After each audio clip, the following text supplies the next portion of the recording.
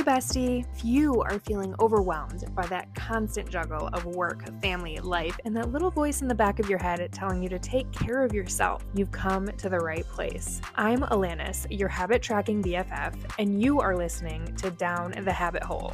My mission is to help women just like you master their chaos through the power of habits. So go ahead, grab a little drinky drink, and listen up as we dive down the habit hole together and talk through productivity, burnout, decision fatigue, and everything in between. Hey, happy Monday. Welcome to a new week, and thanks for tuning in to another episode of Down the Habit Hole. Quick question for you. Have you ever scrolled through Instagram and seen those girlies who just seem to have it all together? The glowing skin, the effortless style, the seemingly perfect life. It's enough to make anyone wonder, what are their secrets? Well, besties, the truth is that there's no magic formula, but there are some habits that you can start to pick up and add into your routine that will help you really start to embody your very own version of that girl. And if I'm being honest with you, I bet some of these are not what you'd expect. First and foremost, I just want to give a disclosure that today's episode, as well as with, quite frankly, all forms of media, social or otherwise, that you consume, is not one size fits all. And as always, I encourage you to take with you what resonates and simply leave the rest. The goal here is to embrace what works for you and makes you feel like the very best version of yourself. To me, that girl is more than just aesthetics, but more so about intentionality and creating a life that feels good from the inside out.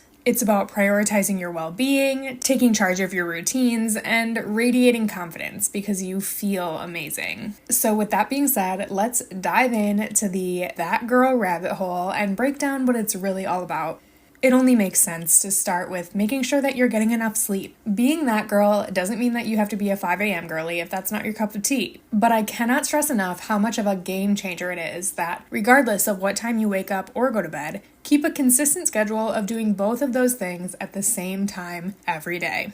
I also recommend actually getting up when your alarm goes off. I too used to be the girl with 4 alarms that I was constantly snoozing until the very last minutes. And I'm here to tell you today that mornings are so much more enjoyable if you just get up, especially if you're not forced to race against the clock stressing to get somewhere. Plus, if you give yourself too much time to start dozing off again, your brain will try to start a whole new sleep cycle. And if not given the chance to finish that sleep cycle, you'll actually end up being more tired trying to wake yourself back up out of it. So make sure that you're going to bed early enough and that you're getting the sleep that you need so that it's not even a struggle to hop right out of bed when your alarm goes off in the morning. And obviously, a queen always starts her day like a queen. So let's talk about morning routines. That girl loves her morning routine, so be intentional about crafting one that really sets the tone for a positive and productive day. This could involve things like getting in some movement that feels good to you, fueling your body with a nice breakfast, or spending some time enjoying that early morning golden hour and getting some sunshine on your skin and in your eyes right away as it rises. You may even want to add in some journaling, meditation, praying, visualization, again, whatever feels good to you, to help you set some intentions and get your mind focused for the day ahead.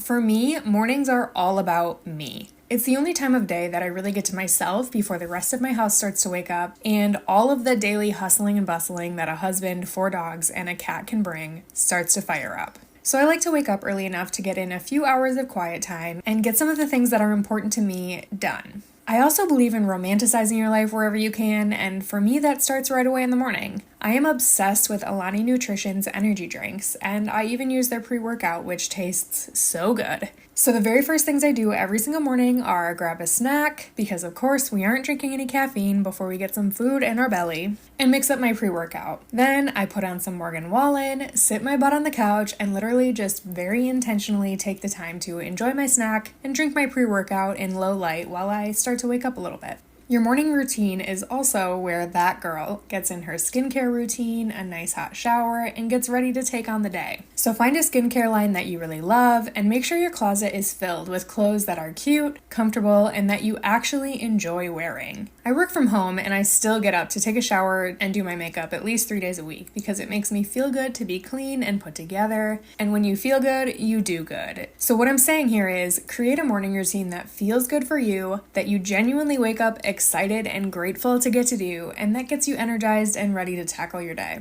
And speaking of food and workouts, looking and more importantly, feeling your absolute very best is a big part of the that girl vibe. But I'm not here to talk about unrealistic expectations. I want you to take on healthy habits that are sustainable.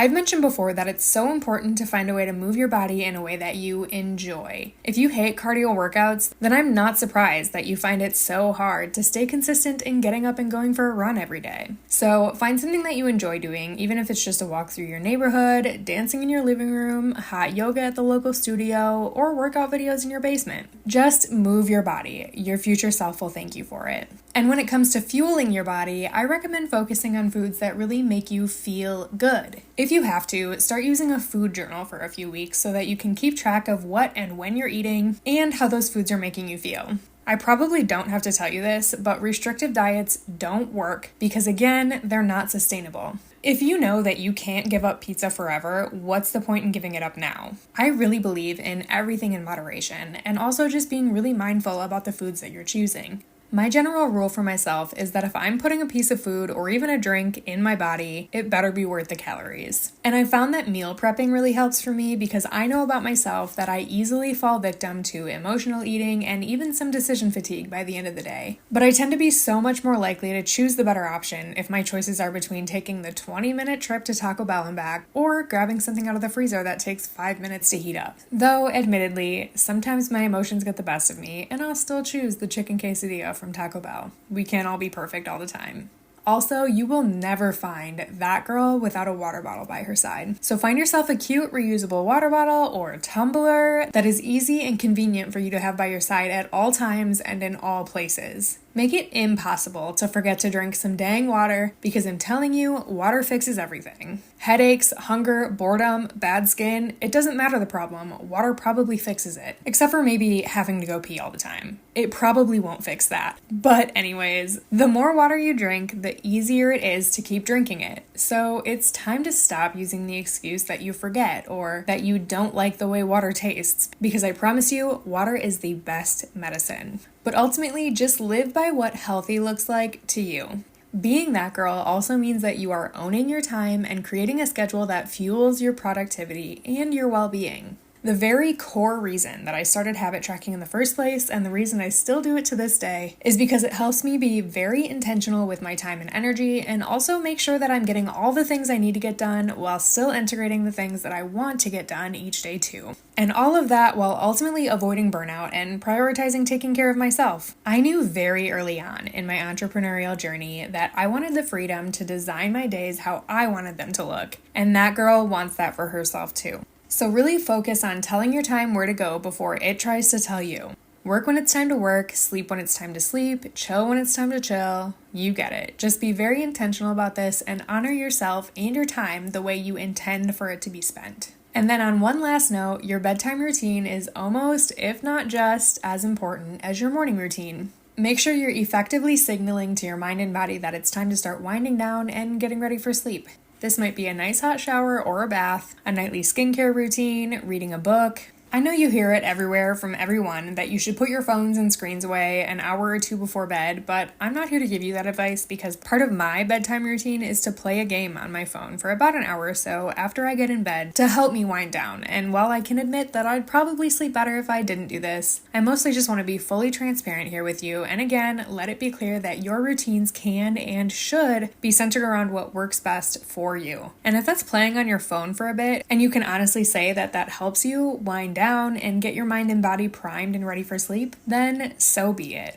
Remember, that girl is whoever you want her to be, and by prioritizing your well-being, focusing on what's important to you, embracing healthy habits, and radiating confidence, you can and will create a life that feels amazing and truly embodies the that girl mentality. And until next time, friend, remember that your dreams have the power to change the world. Thanks for tuning in to another episode of Down the Habit Hole with me, Alanis Van Duzer. Remember, you're not alone in this journey to balancing your chaos. Join me over on Instagram at Down the Habit Hole Pod. And don't be shy, slide into my DMs. I'd love to hear your thoughts on today's episode, answer your burning questions, or even just have a little chat. Plus, if you share this episode on your Instagram story and tag me at Down the Habit Hole Pod, I'll be picking one lucky listener each week to win Starbucks on me. Until next time, friend, may your coffee be strong and your to-do list be short.